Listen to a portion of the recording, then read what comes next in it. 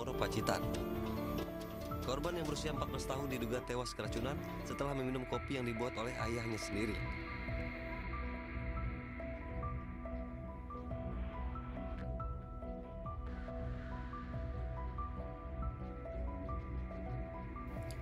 Peristiwa tragis yang berhubungan dengan sianida kembali terjadi di Indonesia. Setelah beberapa tahun lalu, jika teman-teman masih ingat, Indonesia digegerkan kopi sianida oleh Jessica, juga sate yang dibubuhi racun. Kali ini, di tahun 2024, nasib malang dialami oleh pelajar MTS dari Pacitan, Jawa Timur.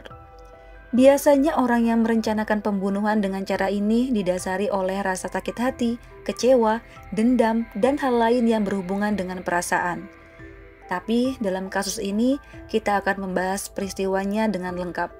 Karena kematian korban awalnya masih misteri, dan kini Allah sudah membuka tabir misteri itu. Seperti biasa, Mia hadir lagi untuk menemani hari-hari kalian yang mungkin sekarang berada di dapur, tempat kerja, bahkan di jalan. Yang penting, tetap fokus dengan pekerjaan kalian dan alangkah baiknya untuk tekan tombol subscribe dulu. Jangan lupa juga untuk tekan lonceng notifikasinya ya, karena Mia akan upload berita menarik setiap harinya. Siapkan juga hati dan pikiran kalian untuk menjadikan kisah ini sebagai pelajaran. Sebelumnya, Mia turut berduka untuk keluarga korban. Semoga diberi ketabahan serta kekuatan. Pada tanggal 5 Januari 2024, warga desa Sudimoro, Kabupaten Pacitan, Provinsi Jawa Timur dibuat geger karena salah satu warga mereka secara mendadak kejang-kejang lalu meninggal dunia. Korban berinisial MR berusia 14 tahun. Saat itu diinfokan bahwa korban akan berangkat ke sekolah. Lalu ayahnya membuat kopi hitam untuknya dan kopi saset untuk anaknya. Dan kopi saset itu sudah ada di meja. Kemudian anaknya datang langsung meminum kopi buatan ayahnya itu.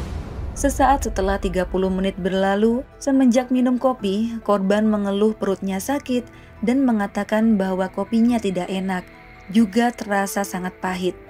Ayahnya yang merasa janggal langsung memberi korban minum air dan menyuruh anaknya untuk mengeluarkan sisa kopi dengan jarinya. Namun, keburu korban mengalami kejang-kejang serta mengeluarkan busa dari mulutnya. Karena keluarga panik, korban lantas dibawa ke puskesmas. Namun dalam perjalanan, nyawanya sudah tak tertolong.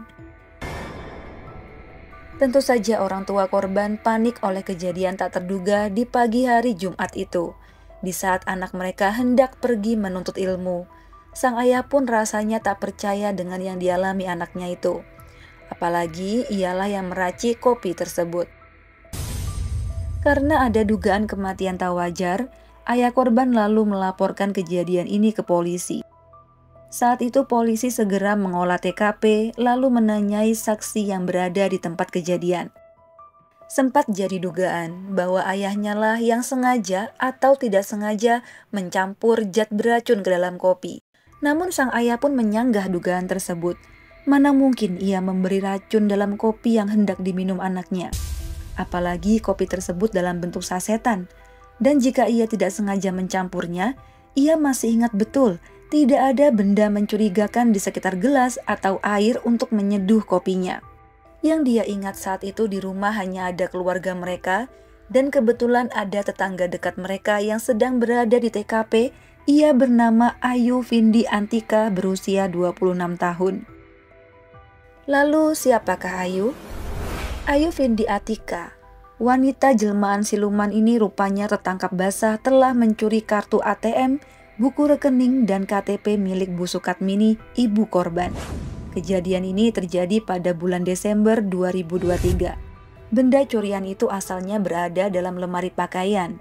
Diketahui karena Ayu yang bertetangga dengan korban memang sering bertandang ke rumah sekaligus mengetahui kegiatan mereka sehari-hari.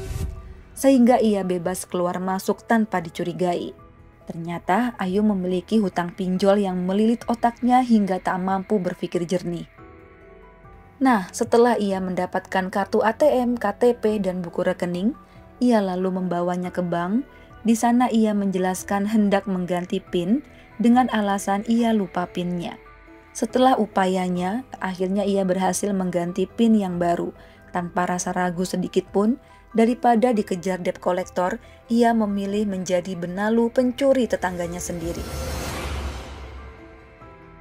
Kemudian Ayu segera ke ATM untuk menarik tunai. Awalnya dia mencoba untuk mengambil 2 juta saja, namun karena sisa uang masih ada 30 juta, nanggunglah dia tarik semua uang itu.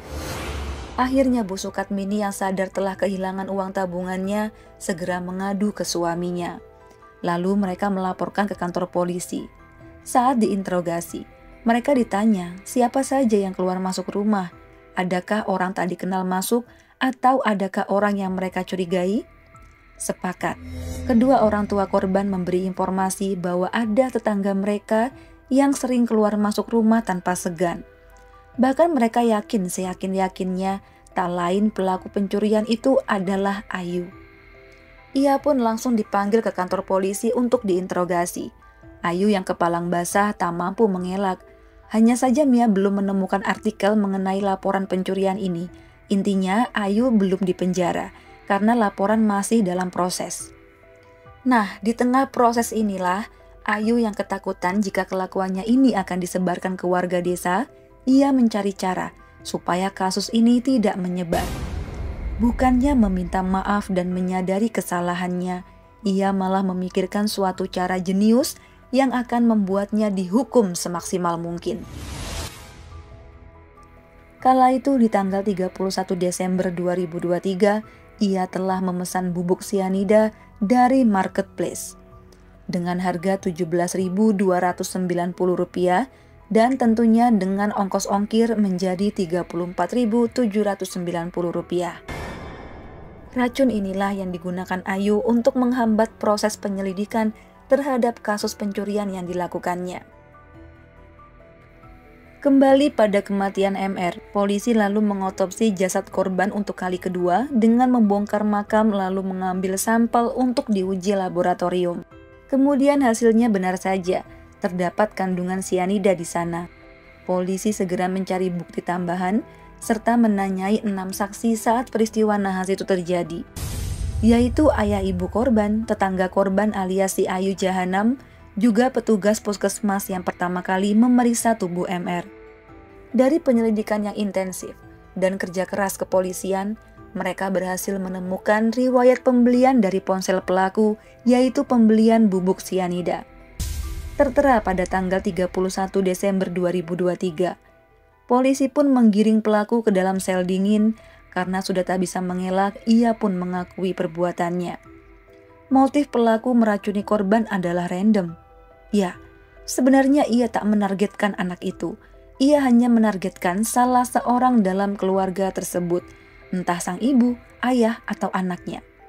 Karena jika ada kasus kematian di sana, wanita jahanam ini percaya jika kasus pencuriannya akan terlupakan begitu saja. Saat kejadian itu, ibu dari anak, bapak dari anak, terus ada satu orang tetangga, terus yang dari pagi di situ yaitu orang.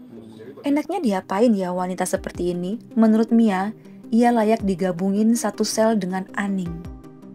Saat proses interogasi, Ayu mengaku memasukkan diam-diam bubuk racun itu ke dalam kopi. Jadi dalam kasus ini tidak ada dendam dalam hati pelaku. Ia hanya ingin memperlambat proses kasus pencurian yang menjeratnya. Tersangka telah mengenakan baju oranye. Atas perbuatannya, Ayu dijerat pasal berlapis atas pembunuhan berencana, yaitu pasal 340 subsider 338 KUHP dengan ancaman hukuman mati. Nah teman-teman, bagaimana menurut kalian?